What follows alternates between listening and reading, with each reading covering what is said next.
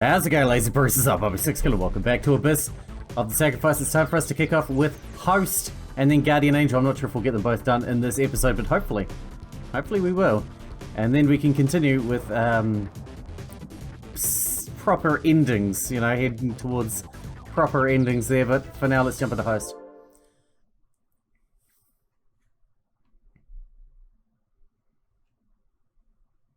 Hopefully the puzzle isn't too difficult. Miki stood alone in a small room. She'd been like this for hours. She was being quarantined. The medical scanner had diagnosed her as infected with an unknown virus. Oh, so this is each girl's locked up room.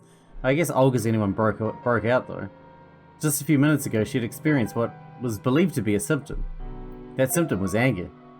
She'd suddenly been overwhelmed with an abnormally powerful anger.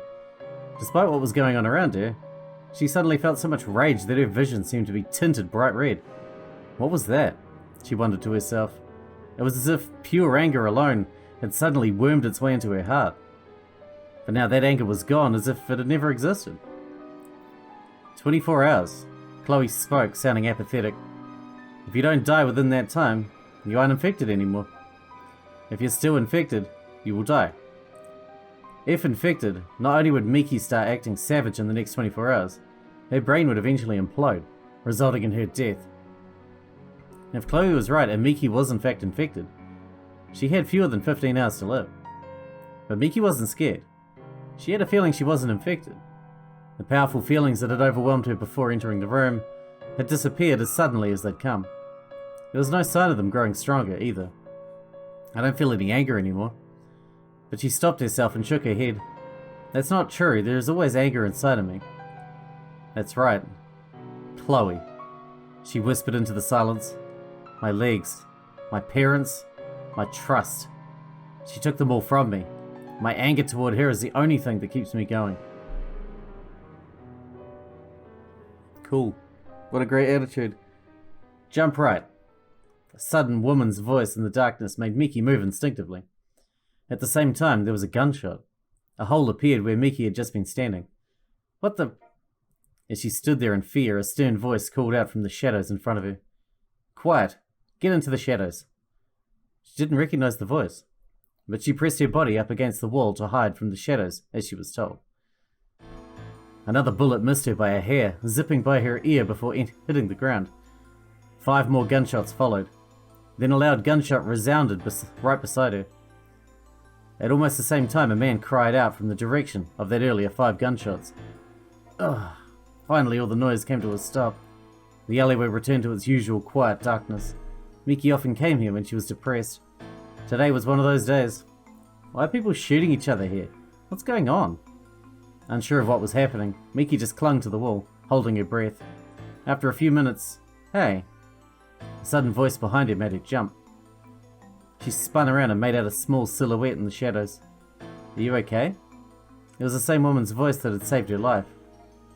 Who are you? What's going on? Shh! When the woman put a finger to her lips, Miki quickly covered her mouth. Then the woman spoke in a lowered voice. We're at war. At war for what? For freedom. Her answer was short and simple. Her voice was strangely emotionless and cold. I'm sorry for getting you involved. At this point, Miki had a pretty good idea of what was going on. Lately, there had been news of a terrorist group making trouble in a nearby block. Miki had heard all about it. This woman is probably a member of that terrorist group everyone's talking about.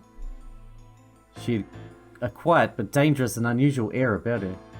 Now I've been caught up in a terrorist gunfight. As Miki tried to comprehend the situation, the woman whispered in a low voice. Quiet. They heard a few pairs of footsteps and men's voices coming their way. Stay in the shadows. With that she ran. With the silent footsteps, her shadowed figure was absorbed into the darkness ahead. Soon after, Miki heard gunshots above her head, and men groaning as they fell to the ground. Come on up, we're getting out of here. The woman's stern voice called out from top of the building where Miki had hidden. A rotting emergency staircase climbed along one of the old building's walls. Hurry! Miki quickly started running up the stairs. I can't go any further. Halfway up, the emergency stairs were completely falling apart. Did I go up the wrong staircase? But there was no time for hesitation. She could hear a group of quick footsteps behind her. The previous group had called for backup. Oh, what are we searching for? There's shit on the ground right there. Mouse, give me the mouse. Some sort of part. Lovely. Oh, another some sort of part. Oh, there's another one. I assume they go in this thing. Right? What should she do? Stick parts in it, I guess. Oh, there's long ones and short ones. I don't have enough parts anyway, but, you know, whatever.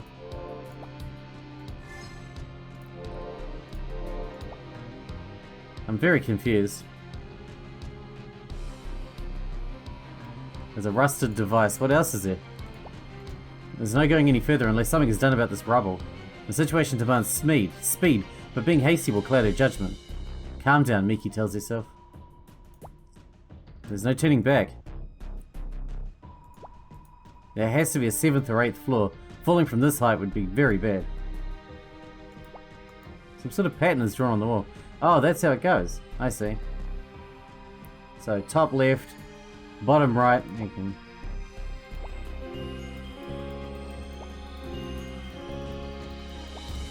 Doesn't really say what length they are though, but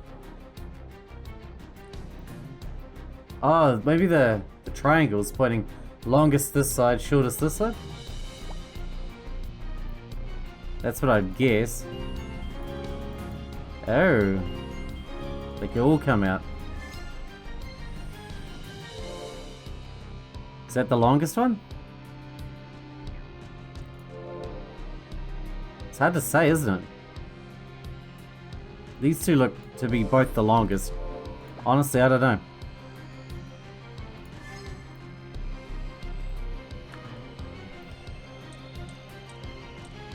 Actually, all of them seem the same except that one. We'll just put the little one in the, oh, maybe we're not meant to use the little one. I don't know. Like that?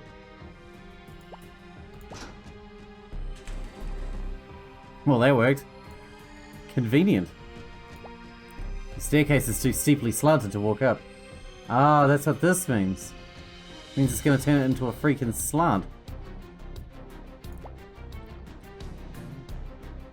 Okay. And now we can walk up. Interesting. Obtained an iron rod. Looks like a freaking walking stick to me. A cane. Can't reach, I'm so close too. Use the freaking rod, man. Come on. What is this? The wall is dirty, only in this spot. We could copy this with the pins. Right? I don't see how that's gonna... it'd have to be sideways, right? So, top left, top right, and then the next left over, 2 down. Come on, we just gotta figure out how to input that code using these stick thingy-majiggies. That's all. Oh, there we go. That's what I'll leave the pins there. If we need them again, we'll have to come back for them anyway. Now it can be reached. Lowered the ladder. Oh my god. There's a hole here. For this one?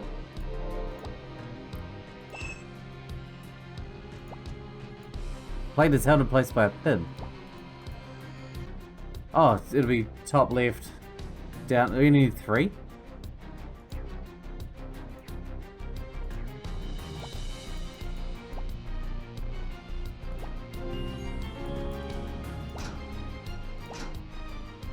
Is it like that?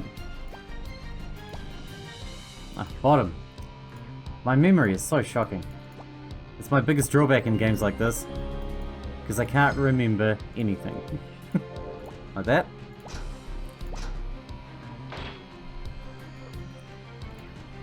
I like this puzzle. It's pretty neat. It's unlocked. Miki ascended to the rooftop. She found herself in a narrow, empty area. A voice called out to her from the neighbouring building. Come on, over here. Huh? There are about 10 feet between this building and the next. Miki could jump that far. She hesitated for a second before getting a running start. She kicked off from the rooftop with her right leg. and her body flew through the air. She leapt. For a brief moment, she felt weightless. It was as if her back had sprouted wings. Despite the danger she was in, Miki definitely felt free for a second. Ever since my leg injury, I'd forgotten how to fly. It's been so long since I felt this way. This is the feeling that I wanted. Her shoes skidded across the concrete. The shock of landing made her lunge forward. Then she tumbled across the neighboring building's rooftop. Jumping was easy, but she failed the landing. I guess not everything can go according to plan. After all, I gave up on jumping a while ago. But tumbling awkwardly across the concrete is annoying. As these thoughts passed through her head, she tried to stand up. The woman walked over without a sound. As soon as Miki looked up, she frowned. The woman looked down at her with a strange look in her eyes. For some reason, although her eyes lacked emotion, they appeared shocked and wary. Then a low whisper escaped her lips. "You have wings." Wings? Miki could just barely make out the woman's words. Never mind, they couldn't be. She seemed to be slightly troubled by something, but quickly returned to normal. "Anyway, we need to hurry." She held out a hand to Miki, who was still on the ground.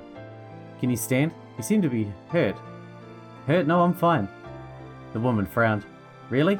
Looked like you were limping." Suddenly the blood rose to Miki's head. "Me? Limping? My leg can't even land right despite the fact that they're healed. They're no use to me no matter how much I'm careful of them." Slap. Before she knew what she was doing, she'd slapped the woman's hand away. Her own actions surprised her, but the woman remained emotionless and simply stared. After a few seconds she spoke. "If you don't want my help, then get up on your own." For a second, Miki thought the woman would leave her here, but to Miki's surprise, she smiled. "I know you can do it. You did fly after all." Miki didn't understand what she meant, but this first smile on the woman's cold face was as dazzling as the moon appeared behind the clouds. Afterward, the two walked toward the place where the woman was lodging. It was a small bar in the shopping district that only opened at night. This was the woman's hideout. The woman introduced herself as Chloe. After that night, Miki visited the bar from time to time to see Chloe. "Miki, you shouldn't come here so often." "Why not?" "I deal in shady business." "I know. If you get involved with me, you'll find yourself in trouble, like last time." "I'm not afraid now that I've experienced it." Chloe fell silent in defeat. "Chloe? Yeah? Let me join your organization." "I'm sure I can be of use to you." "Maybe. Talk to the higher-ups for me." "Not yet." "Why not? Is it because I'm too young?" "Something like that. But you said you had a member around my age." "Yes, but I regret recruiting her. That's why my answer is no." "Meanie." Chloe gave Miki a serious look. "Miki, I'm sure I'll need your help one day." "What?" "When that day comes, I promise to come and get you." "Really?" "Really." Chloe looked away. "But until then, I don't want you coming here anymore." Miki didn't keep this promise intentionally. But after that, she never visited Chloe again. Soon after the accident, or rather the incident, took place. That day, Miki and her parents were caught up in an explosion at a terminal they were visiting. At that gruesome scene, the debris ripped away Miki's legs and her parents. I lost everything. This is the only thought that passed through her head. As she spent her days between a hospital bed and a wheelchair, thoughts vaguely passed through her mind and time sluggishly passed by, only to let her feel the true weight of her loss. Days, weeks, and months passed by. All the while, the same thought was on her mind. I lost everything. Both of my legs, both of my parents, and... Suddenly, the hospital room's door creaked open. A shadowed figure silently approached her. "Chloe?" Chloe's face was as expressionless as always, as she looked down at Miki in her wheelchair. Miki searched for some sort of sadness or pity in her eyes, but they remained as cold as ice. Even her words were cold. "Did you break your wings?" "What?" "The price I paid was too high. I've lost my key." "What do you..." "Goodbye. We'll probably never see each other again." As Chloe turned her back, Miki's vision blurred. Even after Chloe closed the door behind her, Miki continued to cry alone. It was only later that she discovered the truth. Chloe's organization was responsible for the gruesome incident. But even after Miki learned this, her lifestyle did not change. Her losses just increased. Now she'd lost her legs, her parents, and a friend. Not that there's anything I can do about it. I can't jump anymore, much less walk. But then, things changed. There was a sudden foundation accident, and my legs regained their strength. I'm not a helpless victim yet. I'll find Chloe on my own 2 feet, and I'll make her pay for what she did. Mickey's eyes were filled with a raging dark flame. I should get out of here. I have work to do. Oh my god, we're actually going to break out as well? We're going to do an Olga and break out? What is this? Nothing. The person who lived here must have forgotten this. What is it?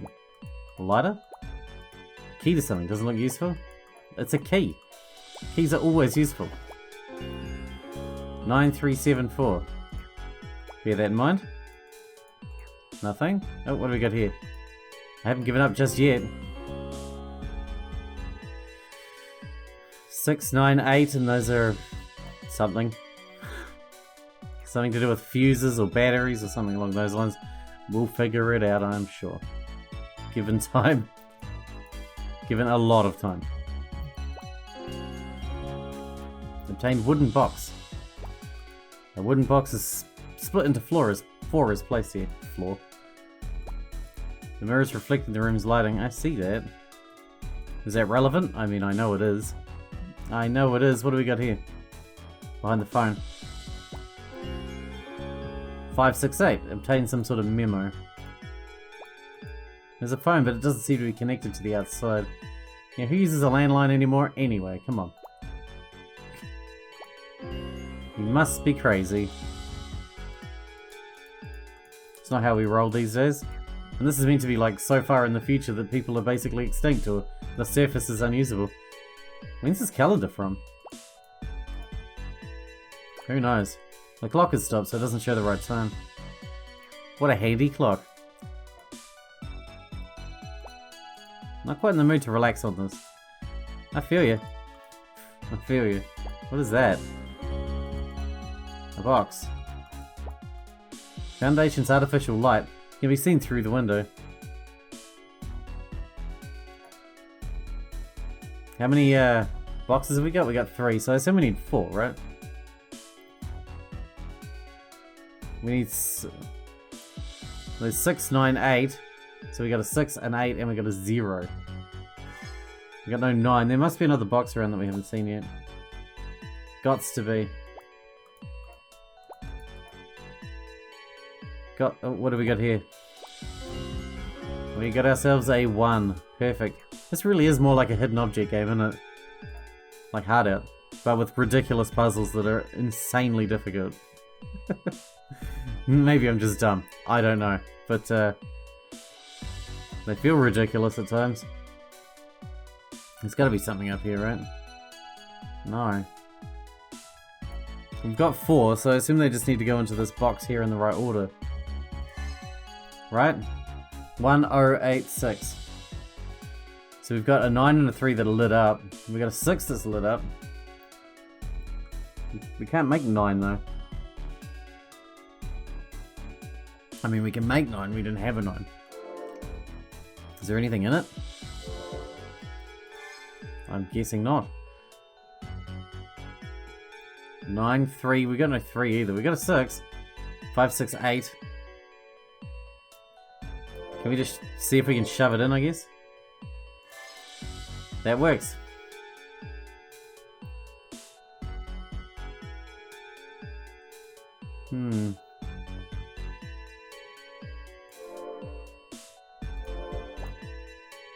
Oh, look. The back of it.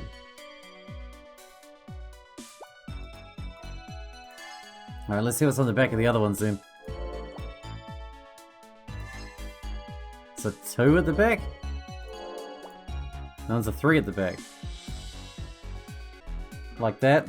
Because that's the date that was circled on the thing. Right? And the 9-3 is there. So there's the 9-3. And there's a 6 here, right?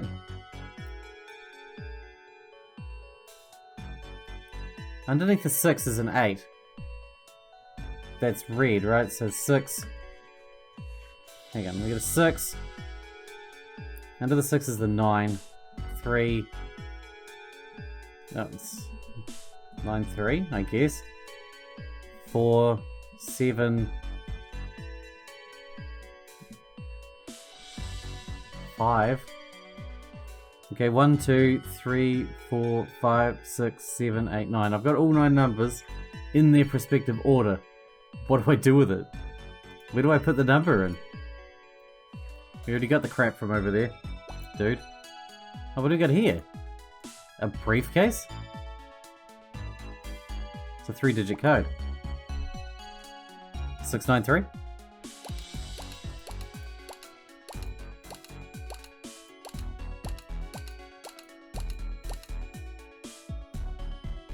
No.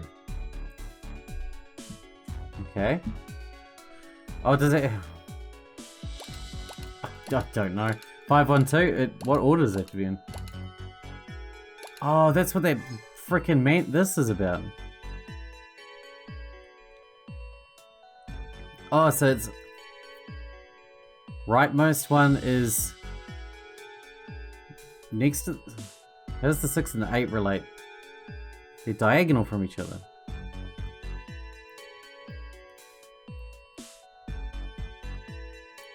Now, if the 6 and 8 are stacked on top of each other, then that means 5 is the topmost, rightmost, one of the next to the 8 is the 7, so it's the other end, and the middle one would be 6, 9, 2, 5, 2, 7, or 7, 2, 5, one or the other.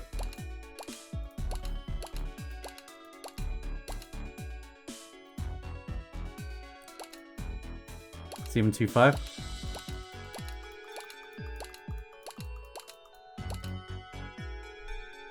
Wait, this is a handgun? Oh, my freaking controller turned off. That's how long it took me. Apologies. Can I have it? Can I have it? Miki found a gun? For some reason, the heavy iron weight in her hand filled her heart with a strange power. She gripped its handle. Then she slowly held it up and used her thumb to cock it. With her finger on the trigger, she aimed straight for the door.